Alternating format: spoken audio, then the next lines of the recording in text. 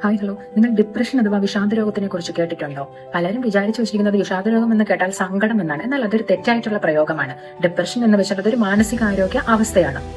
അപ്പം ചികിത്സിച്ചില്ലെങ്കിലോ മറ്റു പല അവസ്ഥകളിലോട്ടും പോയേക്കാം. എന്തൊക്കെ കാരണങ്ങൾ കൊണ്ടാണ് ഡിപ്രഷൻ ഉണ്ടാകുന്നത്? ജനിതക ഘടനയിലെ മാറ്റങ്ങൾ, അതായത് കുടുംബത്തിൽ അച്ഛനോ അമ്മയ്ക്കോ സഹോദരനോ സഹോദരിക്കോ ആർക്കെങ്കിലും ഉണ്ടെങ്കിൽ നമുക്ക് വരാനുള്ള സാധ്യത വളരെ കൂടുതലാണ്. രണ്ടാമത് തലച്ചോറിലെ രാസപദാർത്ഥങ്ങളിൽ ഉണ്ടാകുന്ന മാറ്റങ്ങളാണ്. അതായത് രാസപദാർത്ഥങ്ങൾ എന്താണ് ചെയ്യുന്നത്? നമ്മുടെ തലച്ചോറിൽ നാഡീകോശങ്ങൾ തമ്മിൽ സന്ദേശങ്ങൾ കൈമാറാൻ പ്രവർത്തിക്കുന്നു.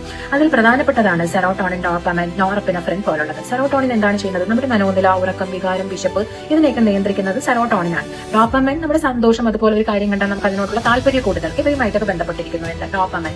അടുത്തത് നോറെപ്പിനെഫ്രിൻ, അതായത് ജാഗ്രത, ഊർജ്ജം ഇവയുമായിട്ടൊക്കെ ബന്ധപ്പെട്ടിരിക്കുന്നു. അടുത്താണ് വേണ്ടപ്പെട്ടവരുടെ വേർപാടുകൾ.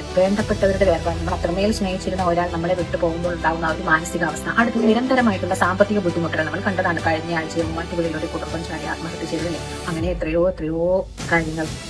അടുത്ത ഗുരുതരമായിട്ടുള്ള അസുഖം. ഇപ്പൊ നമുക്ക് ഉൾക്കൊള്ളാൻ പറ്റാത്തൊരു അസുഖമുണ്ട് എന്നറിഞ്ഞാൽ ഉണ്ടാകുന്ന ആ ഒരു മാനസികാവസ്ഥ. അപ്പൊ ഇതേ കാരണങ്ങളൊക്കെ കൊണ്ടാണ് ഡിപ്രഷൻ ഉണ്ടാകുന്നത്. അതുപോലെ നിരന്തരമായിട്ടുള്ള സമ്മർദ്ദം. ഇപ്പം ആവശ്യമില്ലാത്ത കാര്യങ്ങൾക്ക് ടെൻഷൻ അടിക്കുക. ഇപ്പൊ എക്സാമിന് പഠിച്ചിട്ട് നമ്മൾ ഫെയിലായി, അതുപോലെ ഇന്റർവ്യൂവിന് നന്നായിട്ട് പെർഫോം ചെയ്തിട്ട് നമ്മൾ എന്ത് ചെയ്തു? നമ്മൾ ഫെയിലായി. ഇത് തന്നെ നമ്മൾ നിരന്തരം കണ്ടിന്യൂസ് ആയിട്ട് ഇങ്ങനെ ആലോചിച്ചുകൊണ്ടിരിക്കുന്ന ഒരു അവസ്ഥ അല്ലെ.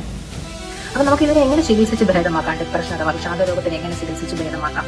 സൈക്കോളജിസ്റ്റിന്റെ സഹായം തേടുക എന്നുള്ളതാണ്. അതായത് കൗൺസിലിംഗ് ആവശ്യമുണ്ടെങ്കിൽ നമുക്ക് സൈക്കോളജിസ്റ്റിന്റെ സഹായം തേടാം. അല്ലെങ്കിൽ ട്രീറ്റ്മെന്റ്സ്, മറ്റ് മെഡിസിൻ ഒക്കെ എടുക്കേണ്ട അവസ്ഥ വന്നാൽ നമുക്ക് സൈക്കാട്രിസ്റ്റിന്റെ സഹായം തേടാം.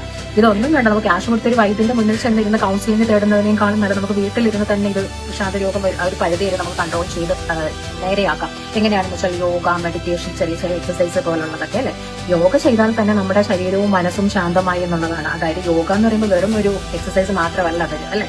നമ്മുടെ ശരീരവും മനസ്സും നിലനിർത്തുന്ന ആ ഒരു രീതിയാണ് യോഗയിലൂടെ നമുക്ക് കിട്ടുന്നത്.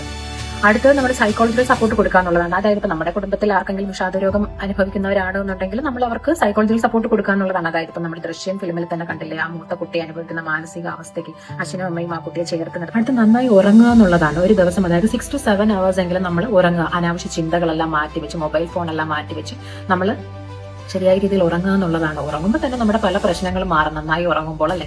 അടുത്തത് പോഷക സമൃദ്ധമായിട്ടുള്ള ആഹാരങ്ങൾ കഴിക്കുക, അതുപോലെ ധാരാളം വെള്ളം കുടിക്കുക, അനാവശ്യ ചിന്തകളൊക്കെ ഒഴിവാക്കുക.